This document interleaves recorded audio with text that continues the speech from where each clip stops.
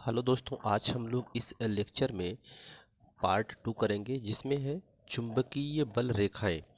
चुंबकीय बल रेखाएं जिसे कहते हैं चुंबक के द्वारा जो रेखाएं निकलती हैं वह चुंबकीय बल रेखाएं कहलाती हैं। तो इसकी परिभाषा को देखते हैं कि किसी चुंबकीय क्षेत्र में चुंबकीय बल रेखाएं वे काल्पनिक रेखाएं हैं जो चुंबकीय क्षेत्र की दिशा को प्रदर्शित करती हैं।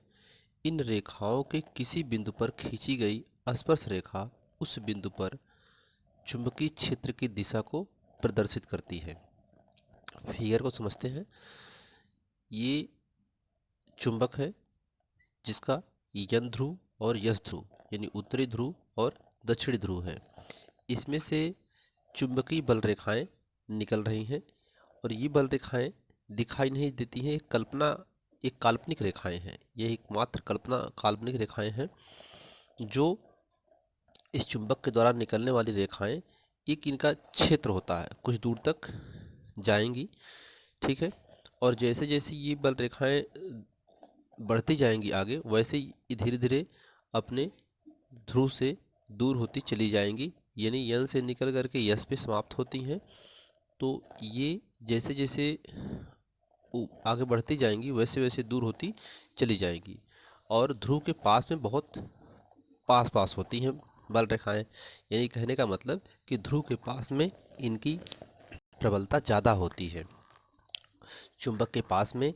और जैसे जैसे ध्रुव से दूर जाएंगी वैसे वैसे ये बल रेखाएं कम होती जाएंगी, अर्थात इनकी क्षमता जो है वह कम होती चली जाएगी।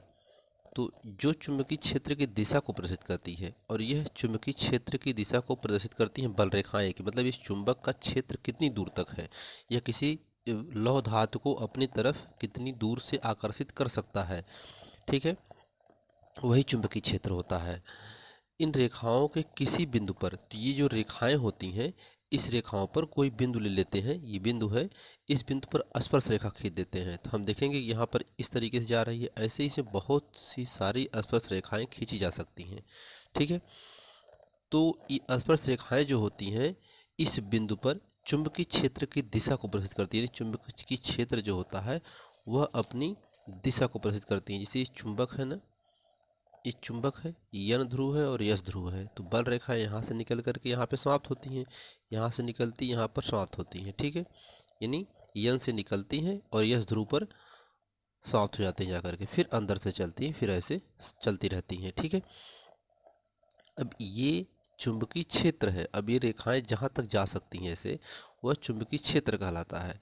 इस क्षेत्र में अगर इस बल रेखाओं पर हम ऐसे स्पर्श रेखा खींचेंगे तो ऐसे बहुत सारी स्पर्श रेखाएं हम खींच सकते हैं। ठीक है, ऐसे बहुत सारी स्पर्श रेखाएं खींच सकते हैं। ठीक, तो ये स्पर्श रेखा चुंबकीय क्षेत्र की दिशा को प्रदर्शित करती है, चुंबकीय क्षेत्र की दिशा है। ठीक है, ये चुंबक हुआ। उसका बल रेखा के बारे में हम लोगों ने देखा कि बल रेखाएं कैसे होती हैं। अब चुंबकीय बल रेखाओं के गुण। चुंबकीय बल रेखाएं सदैव बंद वक्र होती हैं और चुंबकीय बल रेखाएं जो होती हैं यन से निकल करके यस पे आती हैं। यह बीच में टूटती नहीं है कि ऐसे चलेंगी यहाँ टूट करके फिर ऐसे आएंगी, ऐसा टूटती नहीं है, हमेशा ये बंद वक्र में चलती हैं। चुंबकीय बल रेखाएं कभी भी एक दूसरे को काटती नहीं है। चुंबकीय बल रेखाएं यहाँ से निकल करके इस तरीके से एक दूसरे को काटती हुई नहीं जाती हैं, हमेशा ये गलत हो जाएगा।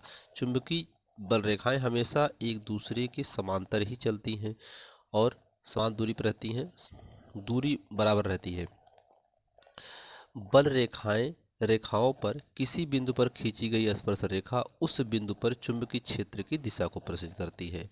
यानी इन बल रेखाओं पर किसी बिंदु पर अगर स्पर्श रेखा खींची जा रही है तो वो क्या करती हैं, वे उसकी दिशा को प्रदर्शित करती हैं चुंबकीय क्षेत्र की। ठीक है,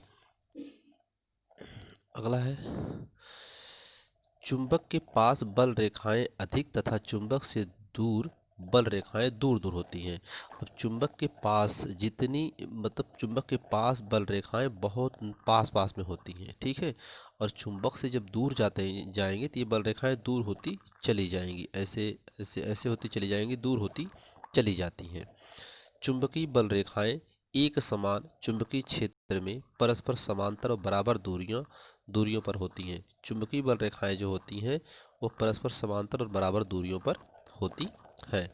चुंबकीय क्षेत्र की रेखाएं जितनी पास होंगी उसकी प्रबलता उतनी ही अधिक होगी तथा दूर होने पर प्रबलता कम हो जाती है, ठीक।